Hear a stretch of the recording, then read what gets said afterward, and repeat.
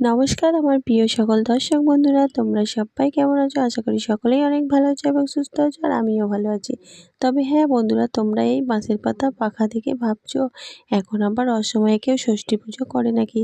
হ্যাঁ বন্ধুরা, তোমরা ঠিকই ভাবছো, এটা ষষ্ঠী পুজোর ভিডিও, তবে এখনকার না। এটা হচ্ছে সেই জ্যৈষ্ঠী মাসে যেই জামাই ষষ্ঠী হয় সেই দিনকেরই ভিডিও।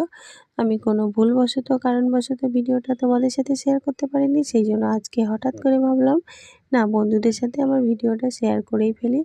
তো ষষ্ঠী পুজোর দিন আমি, আমার মেয়ে আর দিশা চলে গেলাম আমরা ষষ্ঠীতলায়। তো রাস্তাতে প্রচণ্ড রোদ্দুর ছিল, এত তাপ, আমার পায়ের তলা তো পুরো পুড়েই গেছিলো। সবার প্রথমে আমি ষষ্ঠীতলায় এসেই দেখি অনেক ভিড় রয়েছে, সবাই নিজে নিজে পুজো করতে ব্যস্ত, আর ঠাকুরমশাইও বসে রয়েছে, কারণ অনেকগুলো নতুন ষষ্ঠী ধরানো হবে, সেই জন্য ঠাকুরমশাইকে সবাই মিলে ধরে রেখেছে।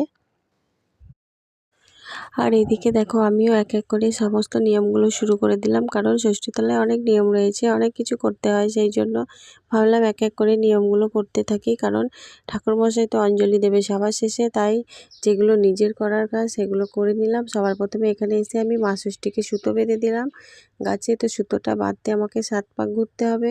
তো অনেক ভিড় রয়েছে, লোক রয়েছে, সেই জন্য কোনো রকমে আস্তে আস্তে এদিক ওদিক দিয়ে গিয়ে আমি 7 পাক ঘুরে সুতোটা বেঁধে দিলাম। তারপরে আমি চলে যাব বাকি নিয়মগুলোর দিকে। বাকি আরও অনেক নিয়ম রয়েছে, যেমন হচ্ছে আম ঘষা, দুধ ঢালা, সিঁদুর দেওয়া, পাখার হাওয়া, তারপরে সবার শেষে হচ্ছে অঞ্জলি। তো বন্ধুরা, সকলেই পুরো ভিডিওটা দেখতে থাকো, আর ভালো লাগলে অবশ্যই একটা লাইক কমেন্ট শেয়ার করে দিও। সবাইকে টাটা, সবাই ভালো থাকবে, সুস্থ থাকবে, দেখা হচ্ছে পরের ভিডিওয়।